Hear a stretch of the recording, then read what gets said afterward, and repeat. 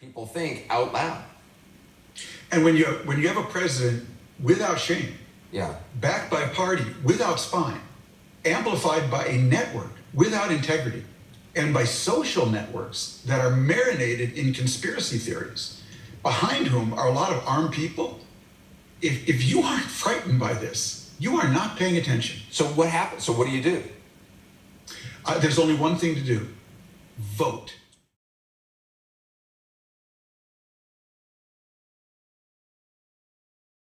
How did those intersect? Well, if you look at the major criticisms of the administration, it has been that they have downplayed the risk, that they did not take sufficient effort to fight the pandemic, and then once they were pressed with the issue, that they repeatedly misinformed the public. Those are the three public criticisms of the overall pandemic. Well, they have now replicated in miniature, as if by plan, all of those mistakes with respect to the president's specific health. And here with 30 some odd days till the election, very bad timing. But the way in which now the president, who is at the focus of every news story right now, is repeating the mistakes of the larger administration. Well, there is a real danger to what President Trump is doing here, because he is minimizing this disease at a time when, as you heard from Dr. Hotez, this virus is surging out of control all across the country. And the danger here is that we're facing one of the most difficult winters that we might ever have. We're facing potentially thousands of deaths from COVID-19 from Americans every single day. But that trajectory doesn't have to happen. It's actually up to each of us with our individual actions to turn it around. And if we're minimizing this disease, then President Trump is not giving the American people the tools that we need in order to do our part and save lives.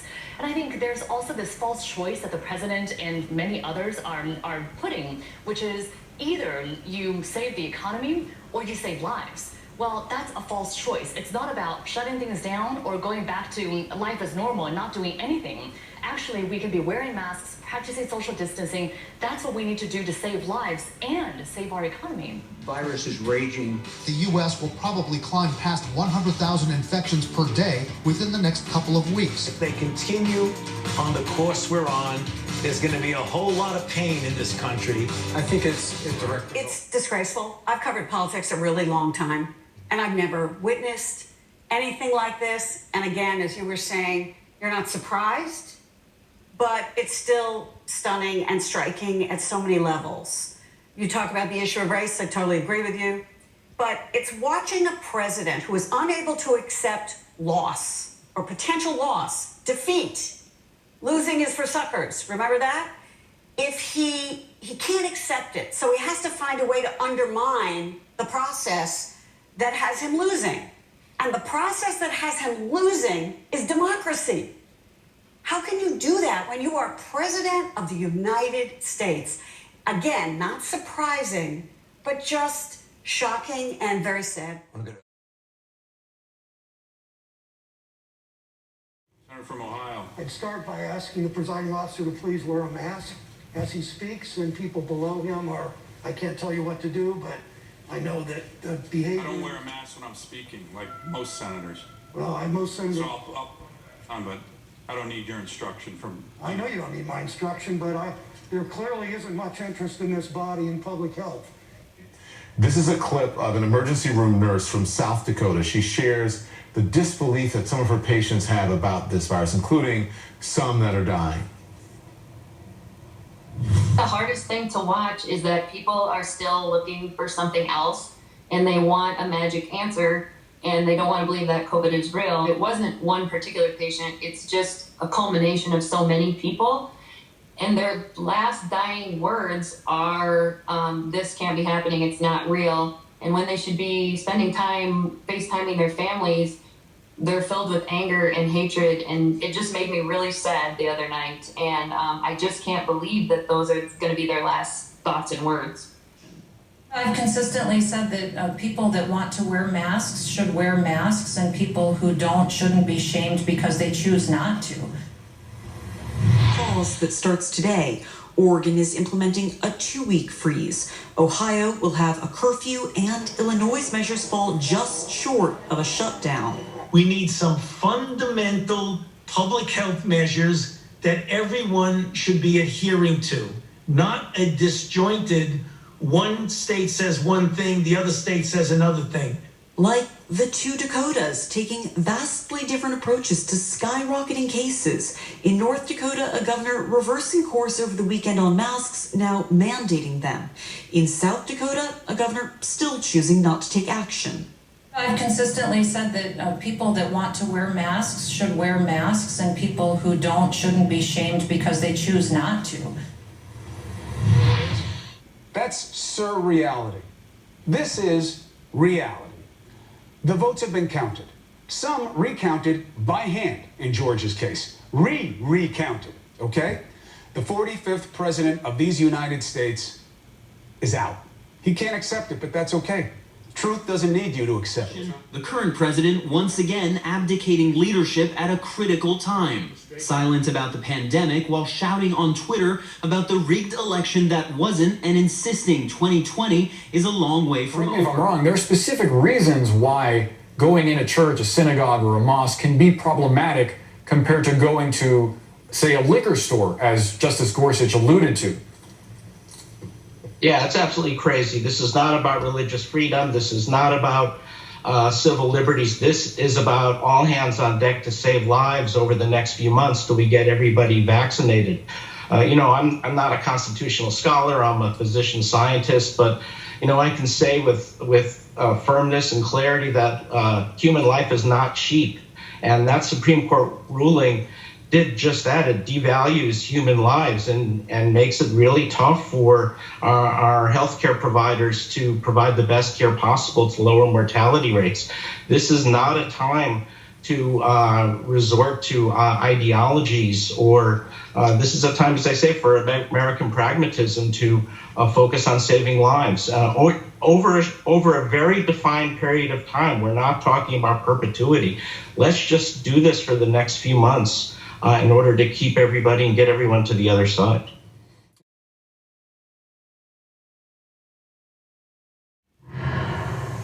A bit of back and forth today between the president and two top Republicans in Georgia over his election conspiracies. The president is pressuring Georgia Governor Brian Kemp to use his emergency powers to overrule the will of voters, which is a Biden win there. Now, Kemp says the law prohibits him from meddling and that he trusts his Republican Secretary of State, Brad Raffensperger, who conducted an audit of the November vote and found no fraud. Now, Raffensperger again today said that the vote won't change, and he's warning the president that he's being swindled. Once this recount is complete, everyone in Georgia will be able to have even more confidence in the results of our elections. Despite the massive amounts of misinformation that is being spread by dishonest actors. There are those who are exploiting the emotions of many Trump supporters with fantastic claims, half-truths, misinformation, and frankly, they are misleading the president as well, apparently. There's no foreign power that is flipping votes. There's no domestic actor flipping votes. I did it right. We did it right. This was a secure election. Trump's baseless claims are also putting lives at risk now. Here's Gabriel Sterling, one of Georgia's top election officials, a lifelong Republican. You've seen him on this show many times. He called out one of the president's campaign lawyers for saying a top DHS official who said there was no voter fraud should be, quote, drawn and quartered, taken out at dawn and shot. It has all gone too far. All of it. Joe DeGenova today asked for Chris Krebs, a patriot who ran CISA, to be shot. A 20-something tech in Gwinnett County today has death threats and a noose put out saying he should be hung for treason because he was transferring a report on batches from an EMS to a county computer so he could read it. It has to stop. Mr. President, you have not condemned these actions or this language. Someone's going to get hurt, someone's going to get shot, someone's going to get killed. You worked with COVID patients from the very beginning, And you took every single precaution. Yes, I did. And then now you believe that it came in some way that, listen, it can happen to anyone, right? Right. Right. Exactly. And so, listen, I'm sure you've seen the folks out there, Sophia, now they're upset. They want their businesses open. They want their restaurants open and so on and so forth. Obviously, we feel for those people. As someone who is working with these patients, and you are really on the front lines of this in a way that most people are not, what do we do? Where do we go from here? What I think is this. I understand that everybody needs to survive, and I understand that financial hardship is real too, and painful. And it also ruins families. But then what I say is this. Yes, it's true. But wouldn't you want to walk away with your family alive, healthy, without nerve damage, without unable to breathe? You don't want to spend the money you have on funerals and burying your loved ones. Yes, we have to survive, but right now we're fighting a virus. We're fighting a pandemic that will kill us. We're not immune to it. And the numbers are climbing. It's so scary, you know. Thea Burke, thank you. You're a very brave person, and keep fighting, okay? Thank you. Can I say one last thing? I want everyone to know that we're all family. This whole world, we are family. We need to love each other and let down our differences, and we need to fight together to save our individual families. And I want to say thank you to all the frontliners and everyone in Hackensack for the love and the care that it gives to all the patients. Thank you, Don. If you can loot businesses, burn down buildings, engage in protest, you can also go to a Christmas party. You can celebrate the holiday of Christmas, and you can do it responsibly. Whether or not you're going to subject yourself and others to illness as a matter of fairness. It's a matter of using your brain. It's a matter of dumbness to them. So, Ron, more than 100,000 people in this country are hospitalized with coronavirus tonight. That is a new record. It's only going to get worse. But the president is doing nothing. How can his party, actually, I don't know why I'm asking you to remain silent, because they've remained silent for the last 5 years, but go on. Right. Well, look, the CDC head said this could be the most difficult period for public health in America, in the history of the country. It could be the most difficult period for the health of the democracy that we have seen these final weeks of the Trump presidency, where he has essentially gone AWOL with the country under siege from the virus that is ravaging communities, putting hospitals in unbearable strain, overwhelming healthcare systems and communities around the country. And he has walked away as I've often said, like a Navy captain abandoning the bridge in the middle of a battle to retreat to his stateroom to plot out his own fantasies of how he's going to get away and revenge himself. And through it all, it is astonishing that congressional Republicans have not only indulged him in these poisonous fantasies about the election, but refused to put any opprobrium on him for walking away from the country. I mean, Marco Rubio found time to tweet to complain that too many of Biden's appointments have Ivy League pedigrees, but he has not found the capacity to say a word about the president kind of abandoning the country, even as cases spike again in his home state. You don't get here in a day, Don. It was the systematic enabling of Trump all throughout his presidency by Republicans that has taken us to this extraordinary point in the health of the country and the health of the democracy.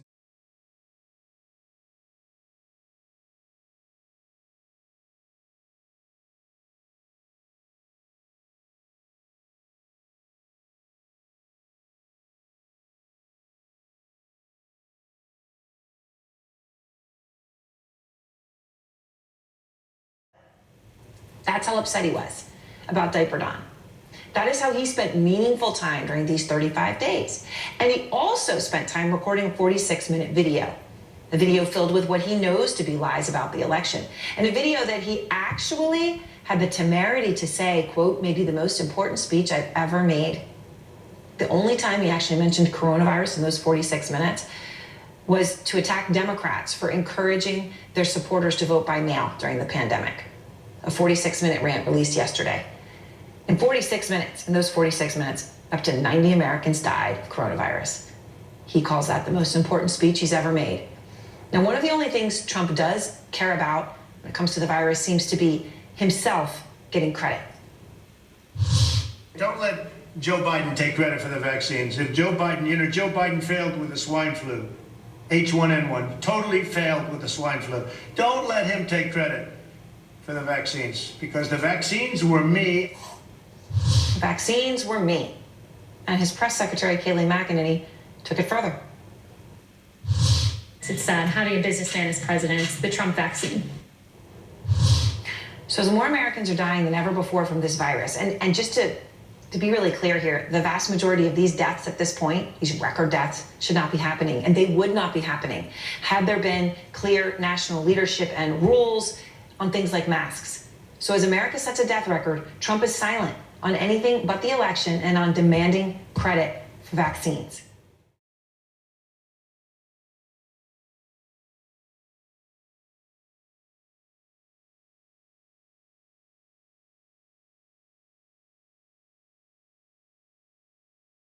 When I did one of these interviews with Trump, I said, "What's the job of the president?" And Trump said, "To protect the people." And he has failed in a way that truly is unimaginable to protect the people that he's supposed to lead. Can I say one last thing? I want everyone to know that we're all family. This whole world, we are family. We need to love each other.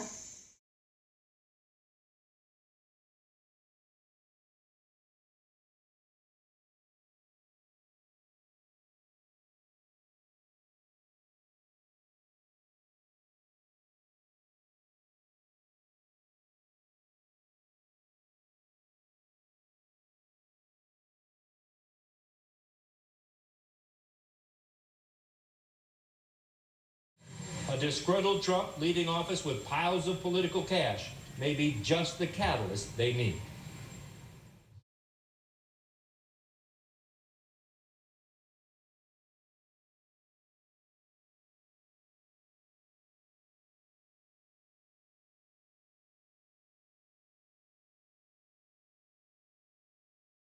Nevada, this wasn't a hospital, it was the parking garage, now filled with beds and patients.